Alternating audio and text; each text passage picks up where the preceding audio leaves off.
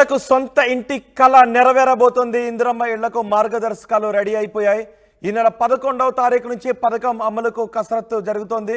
కొత్త మార్గదర్శకాలను రేవంత్ రెడ్డి సర్కారు రూపొందించింది. మొత్తం 4 దశల్లో ఇందిరమ్మ ఇంటి సొమ్మును చెల్లిస్తారు.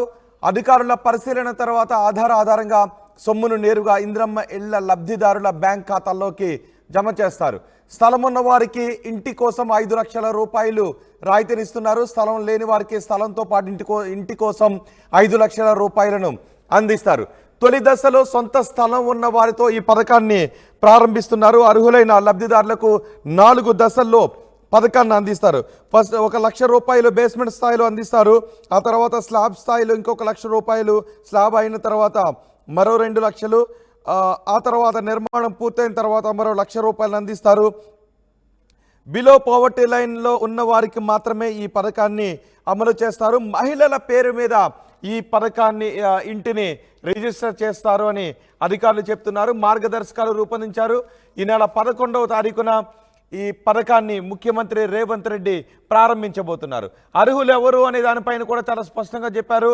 లబ్ధిదారులు విధిగా ఖచ్చితంగా బీపీఎల్కు దిగువన ఉన్న వాళ్ళు అయి ఉండాలి. వాళ్ళకి ఖచ్చితంగా సొంత స్థలం ఉండాలి. మొదటి దశలో సొంత స్థలం ఉన్న వాళ్ళకి మాత్రమే ఈ పథకాన్ని అమలు చేస్తున్నారు. ఆ తర్వాత 2వ దశలో సొంత స్థలం లేని వాళ్ళకి ఇంటి స్థలాన్ని ఇచ్చి 5 లక్షల రూపాయలు ఇస్తారు.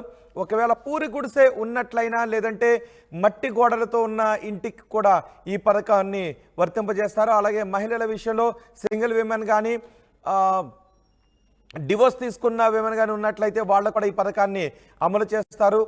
ఉమ్మడి కుటుంబంలో ఉంటూ పెళ్ళైనట్లయితే వాళ్ళకు కూడా ఈ పథకాన్ని అమలు చేసే విధంగానే మార్గదర్శకాలు రూపొందినట్టుగా తెలుస్తోంది. మరింత సమాచారం మా ప్రతినిధి మధుతో మాట్లాడదాం. మధు, మార్గదర్శకాలు పూర్తిగా రూపొందినట్లయినా వీటిలో ఏమన్నా మార్పులు చేర్పులు ఉండే అవకాశం ఉందా? 11వ తారీఖు నుంచి పథకాన్ని ప్రారంభించబోతున్నారా? ఎగ్జాక్ట్లీ 11 ముహూర్తం ఖరారు చేసుకున్నారు. భద్రాద్రి రామయ్య సన్నిధి నుంచి ఈ పథకం ప్రారంభించాలనేటువంటిది కాంగ్రెస్ ప్రభుత్వం నిర్ణయం తీసుకోవడం జరిగింది. దాంట్లో భాగంగా అన్ని ఏర్పాట్లు జరిగాయి. ఇప్పటికే కసరత్తు పూర్తయింది.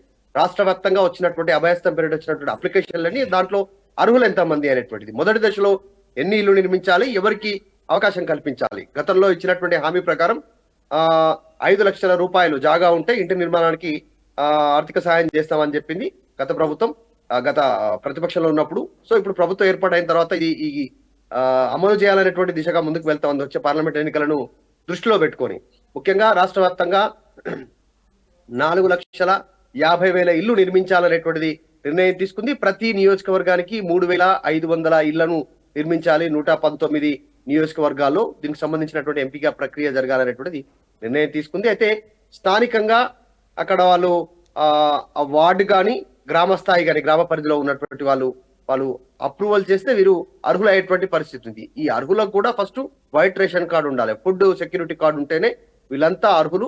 ఖచ్చితంగా వాళ్ళని బీపీఎల్ కార్డు ఉన్నటువంటి వారిని పరిగణలోకి తీసుకొని వారిని అర్హులుగా నిర్ణయించేటువంటి కసరత్తు దీనికి సంబంధించి పూర్తి ఇప్పటికే ఏర్పాట్లు అయిపోయాయి. ఆదేశాలు అందాయి అధికారులందరికీ కూడా. దీన్ని చాలా సీరియస్ గా తీసుకోవాలనేటువంటిది ప్రభుత్వం భావిస్తా ఉంది. కాబట్టి ఒక 33,000కు పైగా ఇళ్లను మాత్రం ప్రభుత్వం రిజర్వ్ లో పెట్టుకోవాలనుకుంటుంది. ఒక 4,16,000కు పైగా సంబంధించినటువంటి ఇళ్లను మంజూరు చేయాలి. ప్రతి సంవత్సరం దీనికి సంబంధించినటువంటి విషయంలో ఈ నిర్మాణం పూర్తయ్యాలా. దాదాపు ఇప్పటి వరకు వీళ్ళు అనుకుంటున్నటువంటి ప్రతి సంవత్సరం 1 లక్ష పైగా ఇళ్లను నిర్మించాలి అనేటువంటిది నిర్ణయం తీసుకోవడం జరిగింది. అయితే ముఖ్యమంత్రి చేతుల మీదుగా ఇది ప్రారంభం కానున్నటువంటి నేపథ్యంలో దీనికి సంబంధించినటువంటి విధి విధానాలు కూడా ఇప్పటికే ఖరారయ్యాయి. మొత్తం 4 దశల్లో ఇల్లు ఉంటుంది. ఇల్లుకు సంబంధించి బేస్మెంట్ కి సంబంధించినటువంటి ఒకసారి, తర్వాత స్లాబ్ కి సంబంధించి స్లాబ్ పూర్తయిన తర్వాత ఒకటి పూర్తిగా అమౌంట్ విడుదల చేస్తారు. ఒకసారి 1 లక్ష, ఒకసారి 1 లక్ష, మరొకసారి 1 లక్ష అయిపోయిన తర్వాత పూర్తి చివరాఖరిలో 2 లక్షలు. అయితే దీంట్లో కిచెన్ సపరేట్ ఉండాలి, బాత్రూమ్ సపరేట్ ఉండాలి. మిగతాకు సంబంధించినటువంటి ప్రభుత్వం సూచించినటువంటి విధంగా నిర్మాణం జరగాలి. ఈ రూఫ్ కు సంబంధించినటువంటి విషయంలో కూడా చాలా స్పష్టంగా ఉన్నారు. ఆర్సీసీ రూఫ్ ఉండాలి అనేటువంటిది ప్రభుత్వం నిబంధన విధించింది. మీకు సొంత జాగా ఉంటే పర్వాలేదు, మీ అంతకు మీకు ఉంటే 5 లక్షల రూపాయలు నిర్మాణానికి ఇస్తుంది.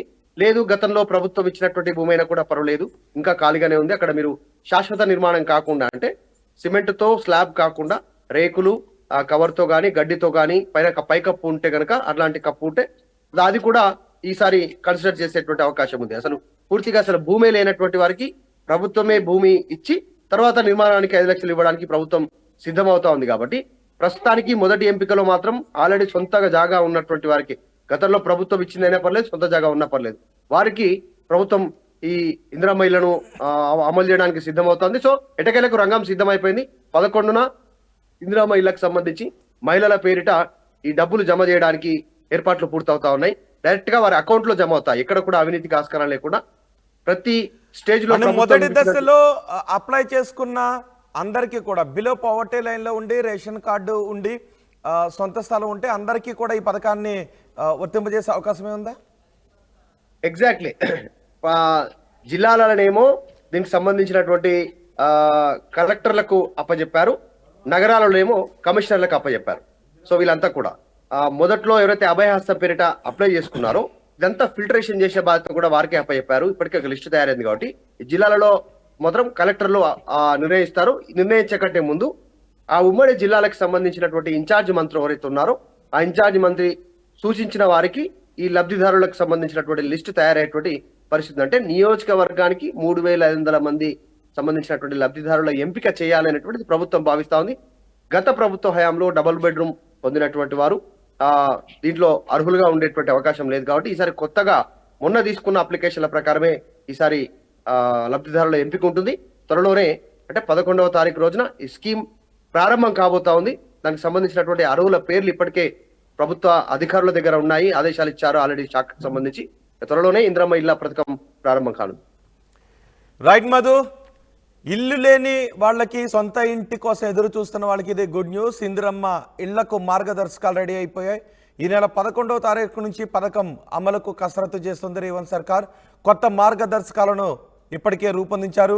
4 దశల్లో ఇందిరమ్మ సొమ్మును చెల్లిస్తారు. అధికారుల పరిశీలన అనంతరం ఆధార్ కార్డు ఆధారంగా సొమ్మును నేరుగా లబ్ధిదారుల ఖాతాలకే జమ చేస్తారు. ఫస్ట్ ఫేజ్లో స్థలం ఉన్నవారికే ఈ పథకాన్ని అమలు చేస్తున్నారు. స్థలం ఉన్నవారికి 5 లక్షల రూపాయలు ఇస్తారు. స్థలం లేని వారికి స్థలంతో పాటు ఇంటి కోసం అంతే మొత్తాన్ని అందజేస్తారు. అయితే అది 2వ దశలో అందజేస్తారని తెలుస్తోంది. తొలి దశలో సొంత స్థలం ఉన్నవారితో పథకాన్ని ప్రారంభించబోతున్నారు. రేపు 11వ తారీఖున రేవంత్ రెడ్డి ఈ పథకాన్ని ప్రారంభిస్తారు.